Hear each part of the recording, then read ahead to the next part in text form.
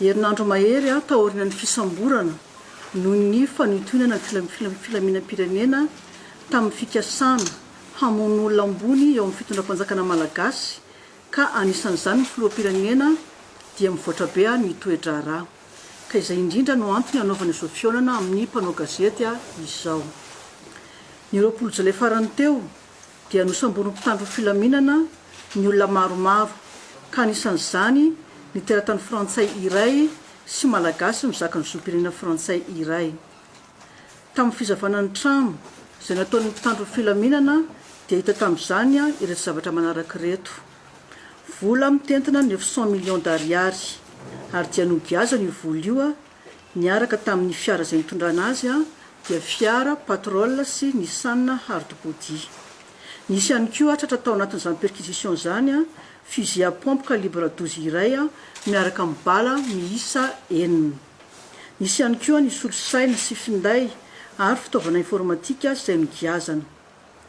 Ny fitsiriana natao tamin'ireo fitaovana informatika izay andreo lehilahy roa izay voasambotra ireo dia nahitana fifanankalozana SMS ary koa antota taratasy maromaro maneho ny fikasan'izy ireo ka anisan'izany ny antota taratasy antsoina hoe budget du projet Apollo 21 izay manazava ny planina stratégique sy politika ary ny sorabola hoentina hamonoana olona mpanao politika malagasy ambony miisa 5 ary anisan'izany ny filoham-pirenena.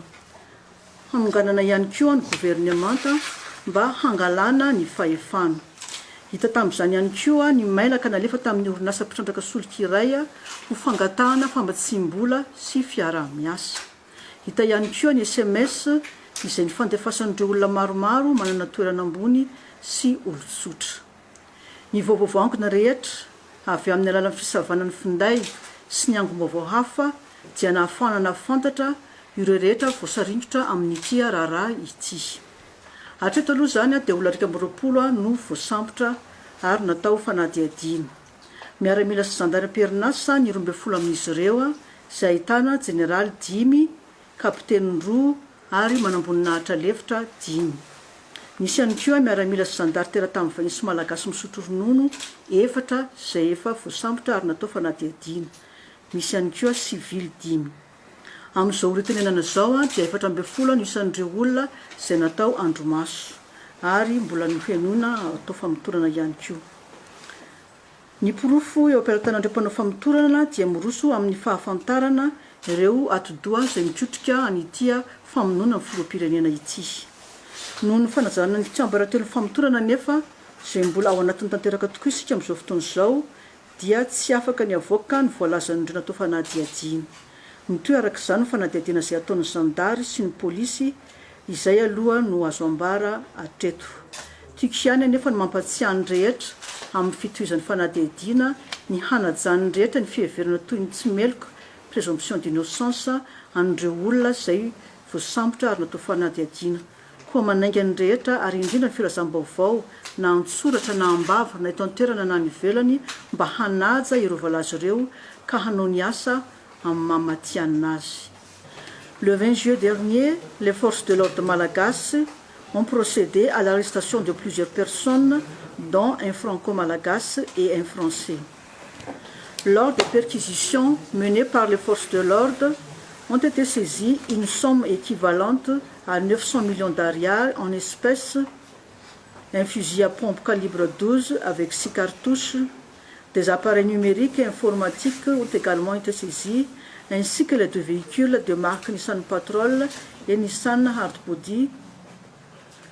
L'examination du contenu des appareils informatiques de ces 2 hommes a permis la découverte de plusieurs correspondances numériques ainsi que des documents corroborant les intentions des prévenus, notamment un document intitulé « Budget du projet Apollo 21 » formulant un plan stratégique, politique et opérationnel détaillé et chiffré pour neutraliser et éliminer 5 autres personnalités politiques malgaches, dont le président de la République de Madagascar, et en même temps renverser le gouvernement actuel afin de prendre le pouvoir. Également, un courriel adressé à une compagnie d'exploration et d'extraction pétrolière pour une demande de coopération et de financement a été découvert. Plusieurs correspondances par messagerie instantanée avec de nombreuses personnes de la scène institutionnelle et publique malgache ont été aussi saisies. Toutes les informations recueillies par le biais de l'exploitation des résultats de réquisition téléphonique et d'autres sources de renseignement ont permis l'identification de plusieurs personnes impliquées dans cette affaire, ce qui a amené à de nombreuses interpellations. À ce jour, 21 personnes ont été interpellées et auditionnées, dont 12 gendarmes et militaires en activité, composés de 5 généraux, 2 capitaines et 4 sous-officiers.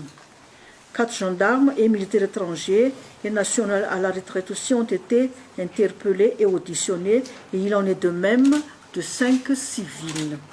À l'heure actuelle, 14 de ces personnes interpellées sont placées en garde à vue. Chacune d'entre elles a déjà été entendue par les enquêteurs.